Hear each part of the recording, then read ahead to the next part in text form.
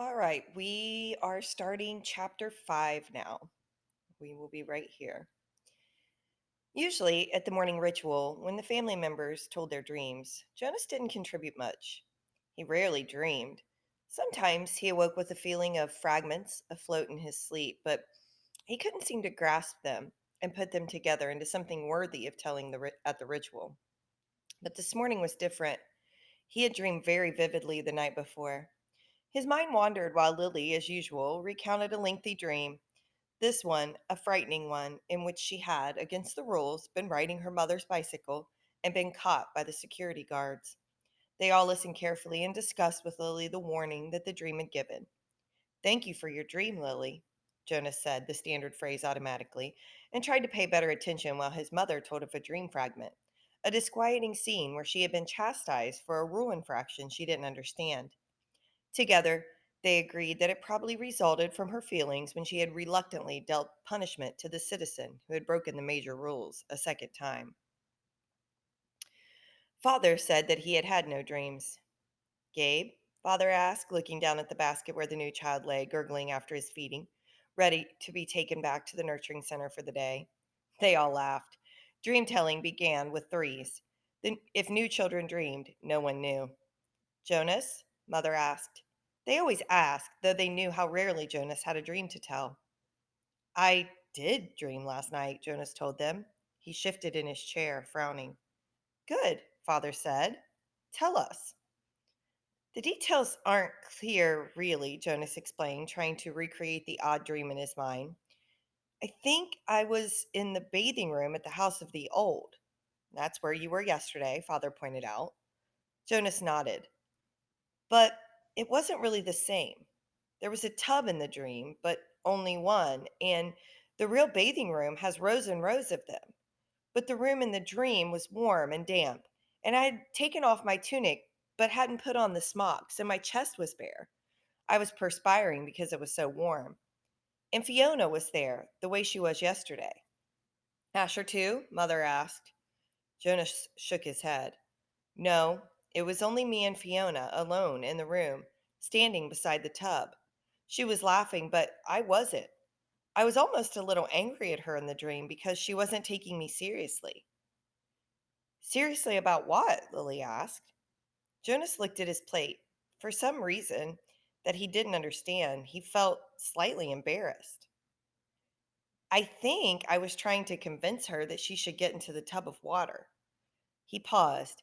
He knew he had to tell it all, that it was not only all right, but necessary to tell all of a dream.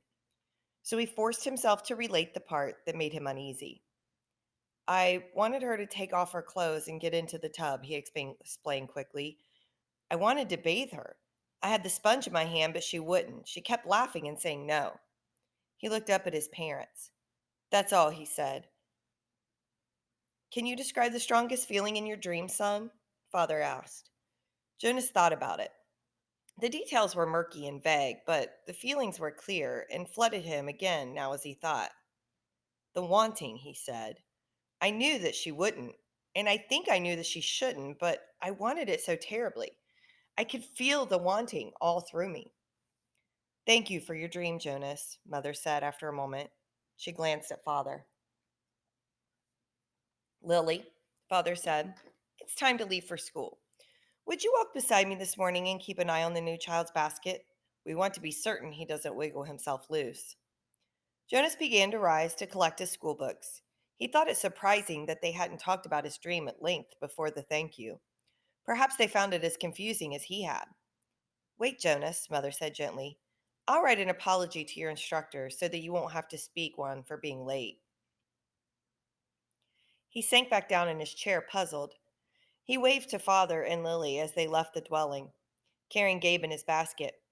He watched while Mother tidied the remains of the morning meal and placed the tray by the front door for the collection crew. Finally, she sat down beside him at the table. "Jonas," she said with a smile, "the feeling you described as the wanting, it was your first stirrings. Father and I have been expecting it to happen to you. It happens to everyone. It happened to Father when he was your age, and it happened to me. It will happen someday to Lily." "And very often," Mother added. It begins with a dream. Stirrings. He had heard the word before. He remembered that there was a reference to the stirrings in the Book of Rules, though he didn't remember what it said. And now and then the speaker mentioned it. Attention, a reminder that stirrings must be reported in order for treatment to take place. He had always ignored that announcement because he didn't understand it and it never seemed to apply to him in any way. He ignored, as most citizens did, many of the commands and reminders read by the speaker. Do I have to report it? He asked his mother. She laughed. You did, in the dream telling. That's enough. But what about the treatment? The speaker says that treatment must take place. Jonas felt miserable. Just when the ceremony was about to happen, his ceremony of 12, would he have to go away someplace for treatment and just because of a stupid dream? But his mother laughed again in a reassuring, affectionate way. No, no, she said. It's just the pills. You're ready for the pills, that's all. That's the treatment for stirrings. Jonas brightened. He knew about the pills. His parents both took them each morning, and some of his friends did, he knew. Once he had been heading off to school with Asher, both of them on their bikes, when Asher's father had called them from their dwelling doorway. You forgot your pill, Asher. Asher had grown good naturedly, turned his bike, and ridden back while Jonas waited. It was the sort of thing one didn't ask a friend about because it might have fallen into that uncomfortable category of being different. Asher took a pill each morning. Jonas did not. Always better, less rude, to talk about things that were the same. Now he swallowed the small pill that his mother handed him. That's all? He asked. That's all, she replied, returning the bottle to the cupboard. But you mustn't forget. I'll remind you for the first weeks, but then you must do it on your own. If you forget, the stirrings will come back. The dreams of stirrings will come back. Sometimes the dosage must be adjusted. Asher takes them, Jonas confided. His mother nodded, unsurprised. Many of your group mates probably do, the males at least, and they all will soon, females too. How long will I have to take them? Until you enter the house of the old, she explained. All of your adult life, but it becomes routine. After a while, you won't even pay much attention to it. She looked at her watch. If you leave right now, you won't even be late for school. Hurry along. And thank you again, Jonas, she added as he went to the door, for your dream. Pedaling rapidly down the path, Jonas felt oddly proud to have joined those who took the pills. For a moment, though, he remembered the dream again. The dream had felt pleasurable.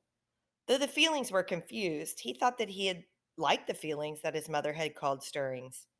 He remembered that upon waking, he had wanted to feel the stirrings again.